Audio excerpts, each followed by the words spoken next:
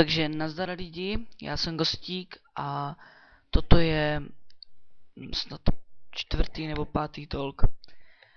Tento talk má název Nábor. Proč nábor? Chceme, aby měl Gaming Chest nějaké nové členy, už kvůli tomu, že už někteří lidi psali, že by s náma chtěli natáčet. A tak vám řeknu, co musíte udělat pro to, abyste s námi natáčeli. Už jsem založil nový kanál Gaming Chest 2.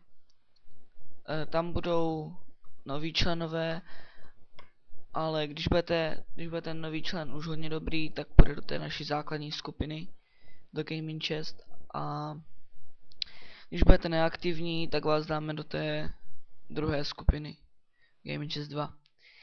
Takže, co za prvé musíte splnit za kritéria?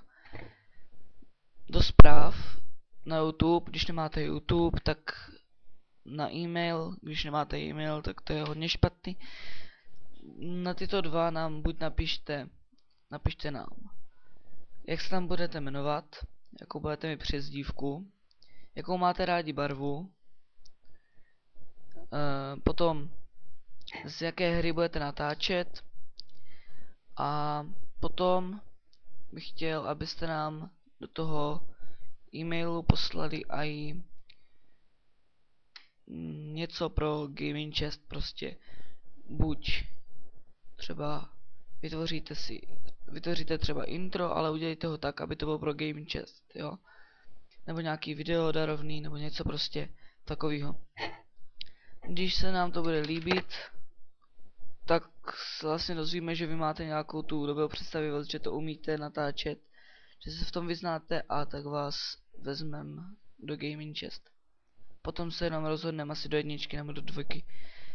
Takže kdo by měl zájem, jo, ještě musíte splnit jedno kritérium, musíte nás odbírat, jo.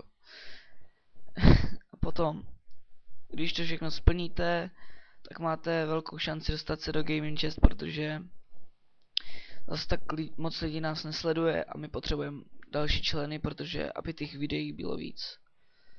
Takže toto je velice krátký talk. Potom bych chtěl ještě říct jednu věc.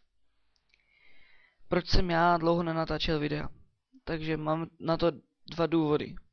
Za prvé, nemohl jsem na počítač teďka kvůli učení. Musel jsem se hodně učit. A za druhé, stávkuju. Dokud Cibuláček nenatočí video, tak jsem si řekl, že do té doby nenatočím ani já video. Jsem do toho donutí, aby nějaký video natočil, protože on teďka vůbec nenatáčí. Nám se vymlouvá, ale já doufám, že něco natočí, věřím v to. Když nenatočí, tak půjde do Gaming Chest 2 jako neaktivní člen. Tím pádem se pro vás uvolní místo. Takže dál, co bych chtěl říct. Sniper